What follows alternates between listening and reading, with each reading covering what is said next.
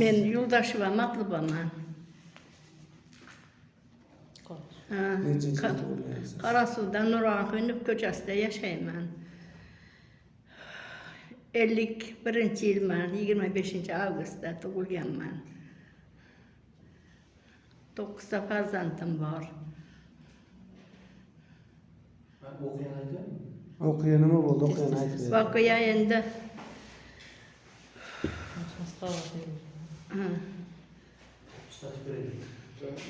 Esimden çıkıp oldum. Aytın Başa askerlik Feruza dokumenti alıp banktan pul algan. Ne varsanız kıska düşünüp Ha. Ha. O Feruza şuna yol kelip kalıp hani banka var kaldılar. Şunu yere alıp gelip Banka bormagan. Barmaganman bankka. Bankka barmaganman. Ha. Bankka barıp pulni olgan. Men 1 yildan keyin bilganman.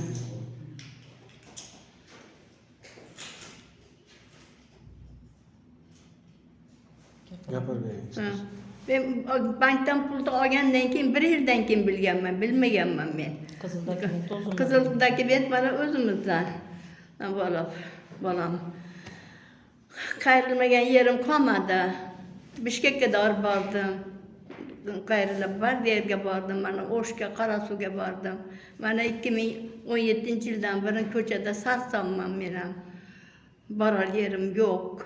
U qo'shninikida, bu qo'shninikida yotdim endi. Har qayda yotdim endi. Bolam. Prokuraturaga yozsak, buni yo'q qilib qo'yadi Feruza. Nimani? Prokuraturadagi nimani? Dokumentni qoladi. Tergovchinikini mana bola yo'q qilib qo'yadi mana uyimda. Quvib, haydab chiqazib shu bola o'tirgan uyimda. Nurlan. Endi Neden oldu da dokumentingizni yüzünden? Niye? Kriz haklarında olmadı.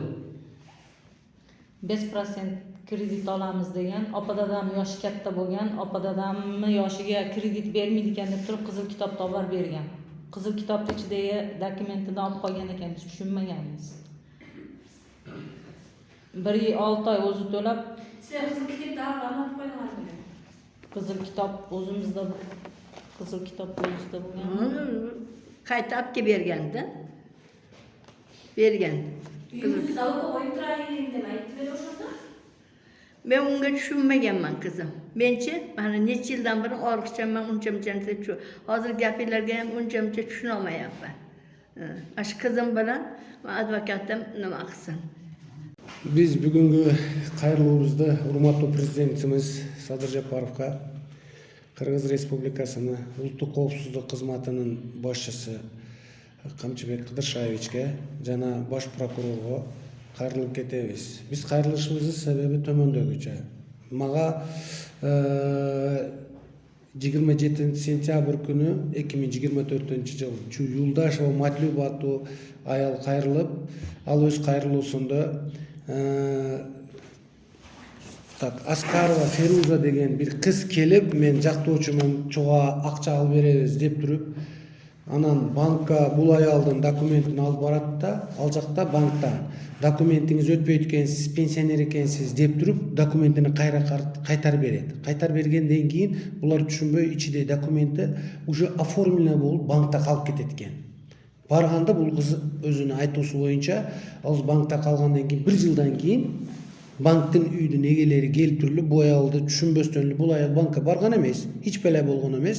Hozirgi uchurda o'sha bankdan kelib turib uyini cho'ng bir uyini 280 ming so'm aqchaga olib oladi. Barbagan jeri bosh prokuratura qarz bilan qayrilgan, bardıq jo'g'irda turgan instansiyalarga qayrilgan, o'sha oblastning prokuraturasiga, Generalniy prokuraturadan dagı bardıq жерден arızlar kelib qattalgan bu жерге, biroq qilmish ishi qo'zg'alsin deb jo'natganda, bu joqqa kelgandan keyin belgisiz sebepler bilan qilmish ish söndürishni qisqartirib keladi bugungi kungacha. Anan buga qayrilgandan keyin andan sirtqari bu adamdın bu bankka uy o'tgandan keyin chalı dagı bo'lgan, al kishi o'tib ketgan.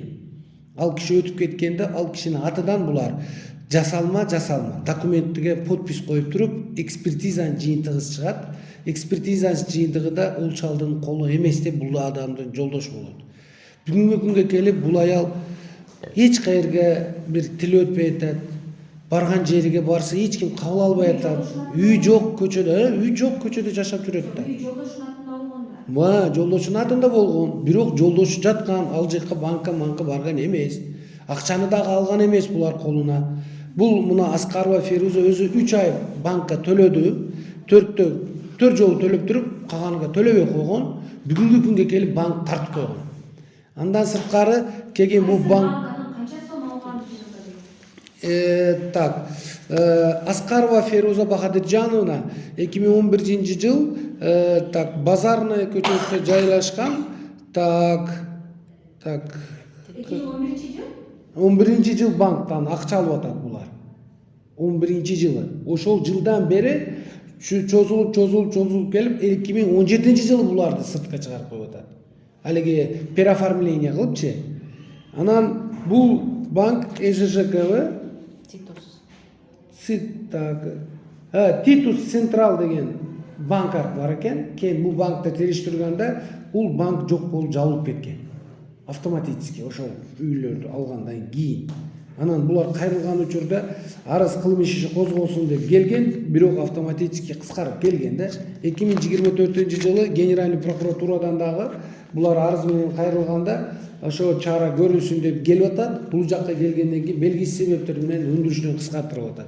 Анан биз кирип туруп мен айттым, эмнеге ондай болушу мүмкүн?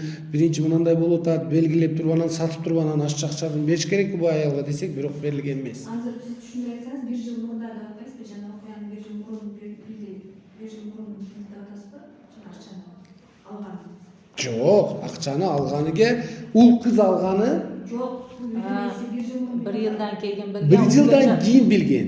2017 жылы Банкта Феруза өзү сотларга катнашып жүргөн. Буамы опададамы номудан. Булар мындайда ал кыз документи госактив болушу алып атат. Алгандан кийин банкка алып барса, банк айтып атат: "Жок, бул пенсионер аялды адамдарга биз бере албайбыз акча" деп кайтарып атат. Бирок бул кайтарган учурда Аскарова Феруза өзүгө каттатып, Феруза Бахадыржановну өзүнө каттатып туруп, өзүгө оформить этип туруп, ошол үйдү банкка коюп салат. Кичидей техпаспорту менен. Эми банк менен сүйлөшкөндө энди кандай болсо факт бар да. Банк менен сүйлөшүп туруп эле, анан бул аял 4 жолу өзү төлөп келет акчасын, банктын акчасын.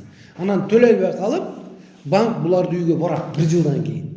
Анан булар айтат: "Кайсы жол менен мындай өтүп кетиши мүмкүн? Биз банкка барбасак, акча албасак, биз кол койбосок". Бул аял мат деп эле коет экен да.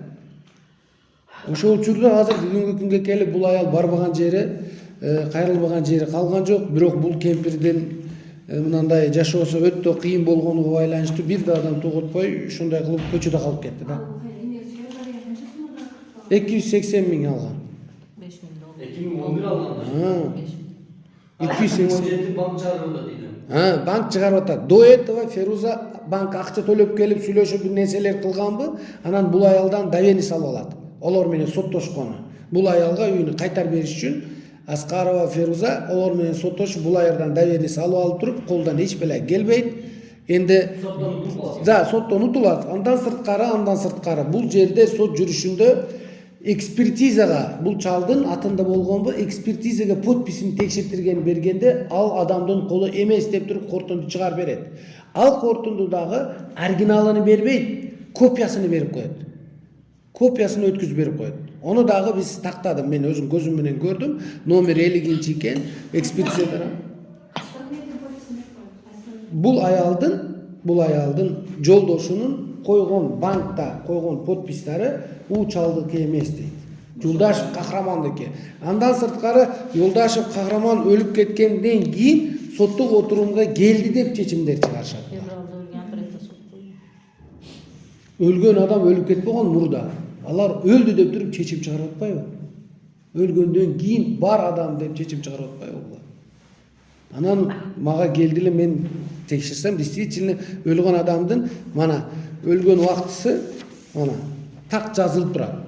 Бирок корутундуларда бери кагаздарды карасаңыз, соттук отурумда ал кишини катыштырып койгон жери бар экен да.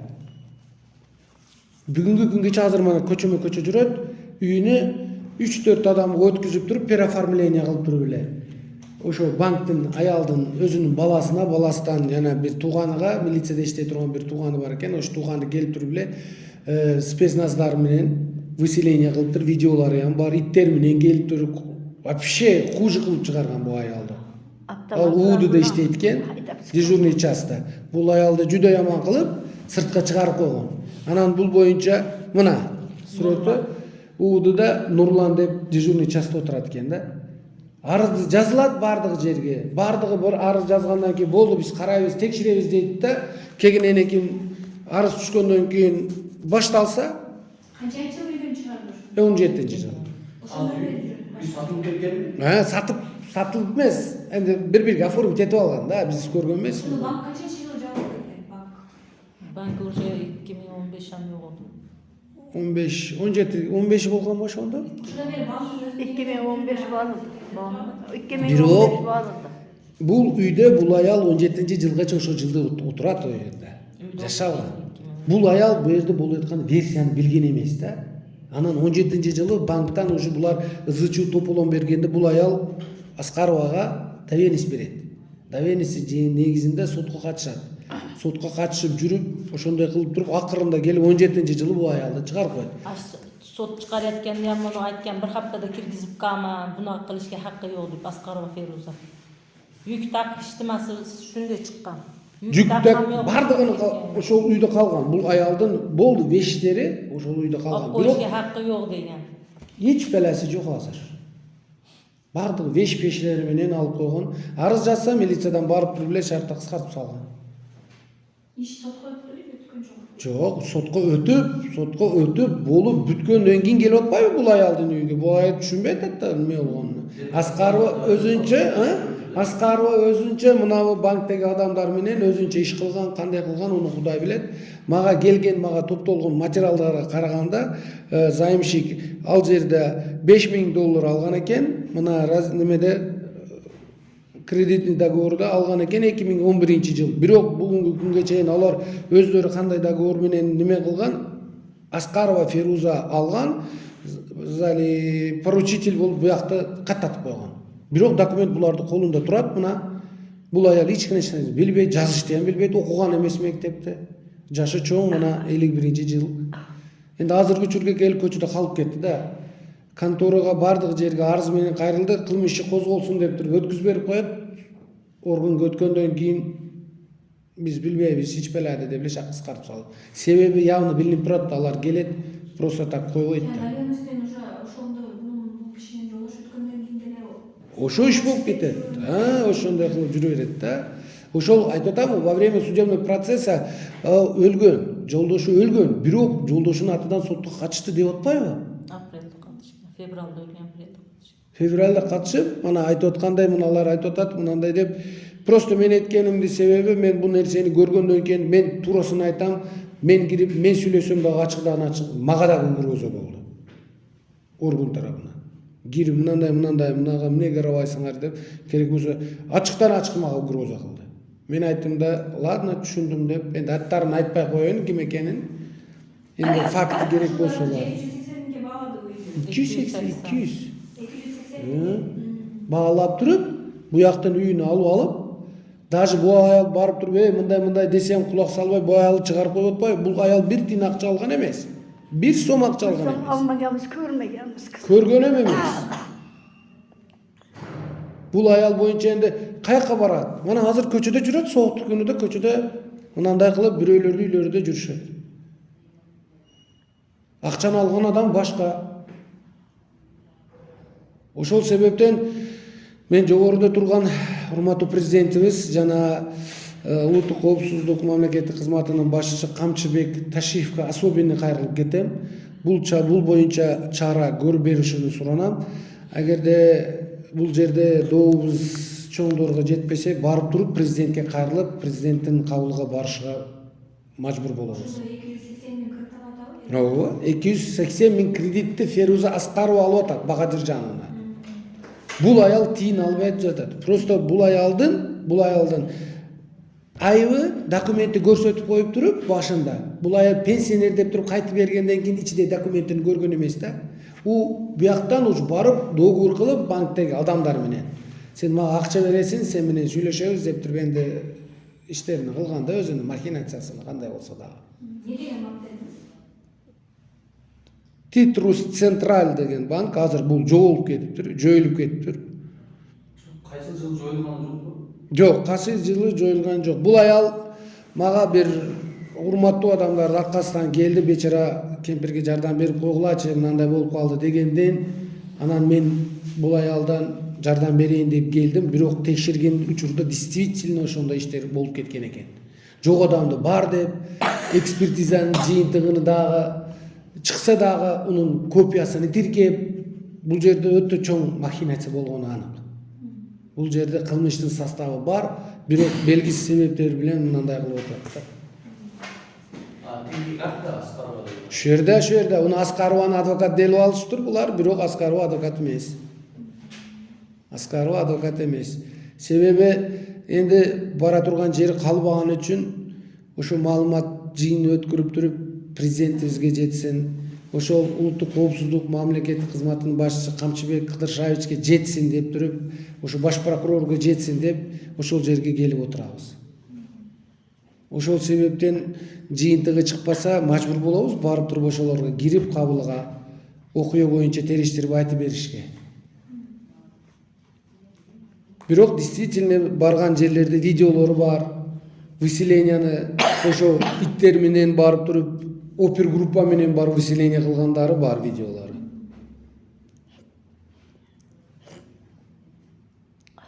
Азыр учурда бул ошонун аркасынан чал өлүп кеткен Кахраман деген Юлдашев.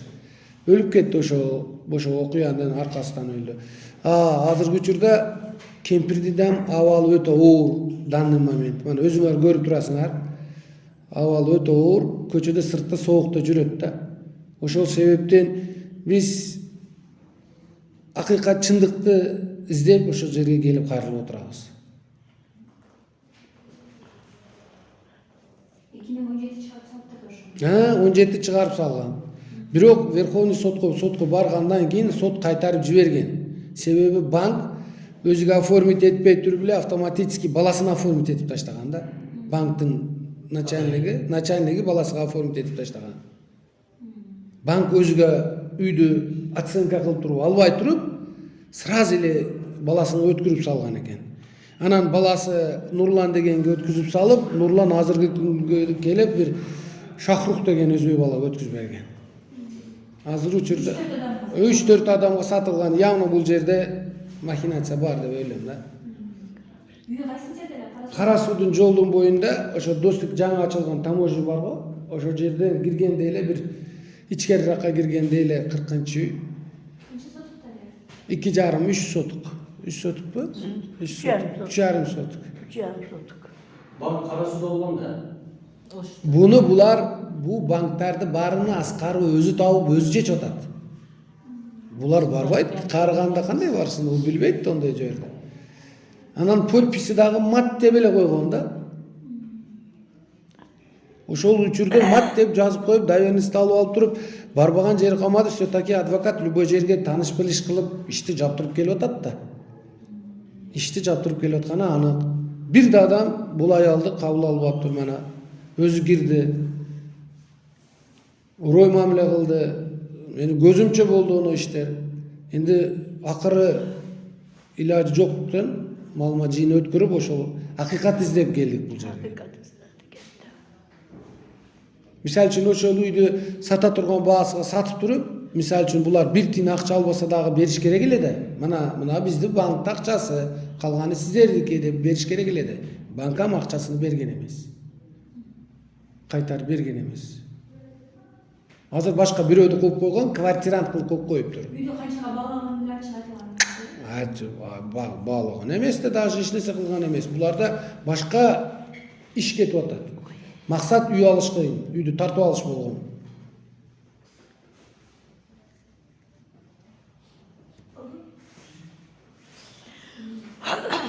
Ошо kreditler var. Jo'q.